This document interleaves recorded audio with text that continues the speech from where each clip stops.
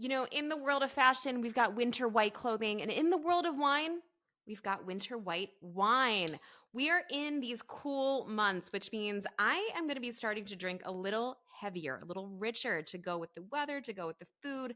But that doesn't mean I have to stop drinking my white wines. In fact, it means I might actually be drinking more, just different kinds of them. White wine is an amazing wine to go with lots of different rich foods, and I've got an amazing one for us today. 2019 Est de Suduiraut. This is a wine that I literally leapt out of my chair when I found out that we were going to be able to include this in the ship-in. I've been wanting to do a really high quality Bordeaux Blanc for a while, but we just haven't been able to make it work until now. So when we got a hold of this wine and I was able to include it, I was like, I know exactly which episode is going with this wine. We are drinking a blend of Semillon and Sauvignon Blanc. Look at that color immediately going like, oh my gosh, is that a white wine or just something rich and golden? This is a wine that is actually going to be mostly Semillon. This is about 63% Semillon with the rest Sauvignon Blanc, a very classic blend that you're going to find in the Pessac Lignon in Bordeaux. This is a land that is known for making really beautiful white wines. And if you're talking about white wine made in the region of Bordeaux, it's likely going to be a Sauvignon Blanc, a Semillon, or a combination, more likely a combination of the two. What you'll also find in Bordeaux in these parts is a sweeter version of this wine. This is a bone dry wine, but this property also makes a very, very famous Sauterne style of wine, right? So your noble rot wine going to be on the honeyed side, but this is bone dry. I feel like before we get into the nose and the taste of this wine, I have to talk about the color, right? So I mentioned this is a blend of Semillon and Sauvignon Blanc, and this color is really coming from two places. One of which is the Semillon, which in general throws off a little bit more color. You're going to see a little bit more of that golden hued, really sort of almost lemony looking color on here. That is coming in part from the Semillon, but it's also coming in part because this wine saw a little bit of new French oak. This is a really good thing, especially when you're talking about wines made for drinking in the winter months. This is going to give the wine a little bit more richness. The Semillon is going to give it richness as well. But we love the addition of Sauvignon Blanc in here to sort of brighten and liven things up, right? As we're drinking in these winter months, we don't want to just be drinking super heavy, right? It's going to be really intense and really sort of palate fatiguing. So we want some brightness, something to lift it back up, give it that zest of energy. And that's exactly what this wine does here. Now, let's smell this because I don't know about you, but I am not even close to this glass, but it's already sort of jumping out of there. Oh, I'm getting all of those great sort of honeyed acacia notes, those white flowers.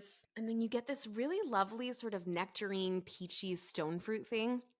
The beautiful thing about a blended wine like this is there's a lot of different things that you're going to be getting.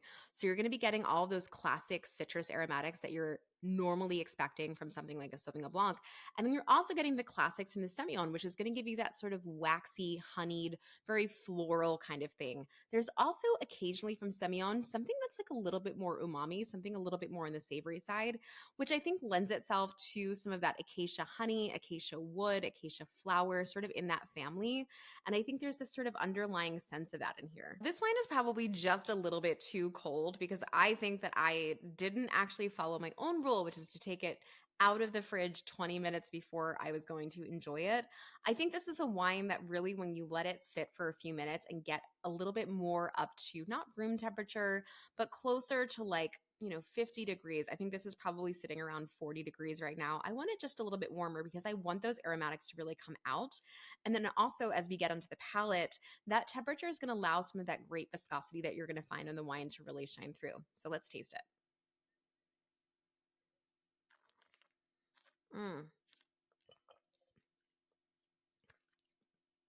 Gosh, there's such a richness and an unctuousness to this wine, but it's still so lifted. And I think for those who really love Sauvignon Blanc, you love that sort of zigzaggy feeling in your mouth. You're still going to get a little bit of it. I find it's not super, super back and forth like you would find with a Sauvignon Blanc that you would drink closer to the summertime that's done in stainless steel or done in concrete. Because this does see a little bit of that new French oak, it's got this roundness to it And again, some of that texture is coming not only from the oak, but also from the Semillon itself. You should be getting all of the things that I was just describing on the nose. So more of that acacia, that honey, a little bit of that lemon zest, that Meyer, more of a Meyer lemon, because it's sort of coming from getting this sort of like sweeter sort of lemon going on. But I also think that honeyed, almost, it's not caramelly, but that honeyed thing is really, really lovely, even though it's not a sweet wine. And this wine will continue opening up. And like I said, temperature is everything with a wine like this. You really want the richness of this wine to show through. So make sure you're letting it come a little bit more up to temperature than I have here. I also want to mention that I'm serving this right now, or I'm enjoying this right now, in the Gabrielle Glass Universal Standard Glass, which is great for every wine. And if you don't have one of those, highly recommend. But the proper glass to sort of serve this out of is going to be your standard white wine glass. Now that's going to be the one that's sort of on the smaller side, and it's basically the same width from bottom to top. You could feasibly get away with serving a wine like this in something like a burgundy glass because it does have a little bit more richness to it and it is fairly aromatic. So it's sort of your choice. The standard would be a typical white wine glass though. Now, food wise, I mentioned the episode that I'm going to be serving and enjoying this wine on is all about Thanksgiving, which I know is a holiday that we love to drink red wine on, right? We assume that because it's the winter or we're getting into the winter, we're going to be drinking light reds, which is great. And we've got a few more in this shipment that are going to be perfect for that. But don't ignore your white wines. Your white wine is wonderful for Thanksgiving, especially when it comes to turkey and working with lots of different foods that are on the table. When you have a white wine like this that has both acidity and richness, that is everything you want to be a great food pairing wine. There's a lot on the table. And so for me, the way that I want to sort of maneuver through all of those different things is with white wine. Now, of course, you could do red wine. We love red wine. And in this shipment, we also have a great Beaujolais, we've got a Frappato, and we also have a red blend that's going to be perfect for all things Thanksgiving. But for me, this is probably one of the wines I'm going to have it on the table as a white option because I think it's just so delicious. Now, outside of Thanksgiving, this is a wine that I'm dreaming about having with cheese. In the Bordeaux region, one of the cheeses they serve all the time is Comte, right? You've got all different versions of Comte. So younger Comté, aged Comté, whatever you like. It's a harder cheese and it works really, really well with this wine. I love this with a saltier cheese, something like a Parmesan, something that has a little bit more of those salt crystals in it. So something of that ilk is really wonderful. I would be happy with a fresher cheese. I know we've talked about Sauvignon Blanc and fresh goat cheese as being a great pairing. I'd still be really, really happy with that as well. But for me, the second I lift this to my nose and I drink it, I am in like, a hard, salty cheese, maybe with even a little drizzle of honey on as well. And then the last thing I want to mention is just sort of the pedigree of this chateau because we're talking about a chateau that is up there with the best of them. It was included in the 1855 classification as a first growth for their Sauterne.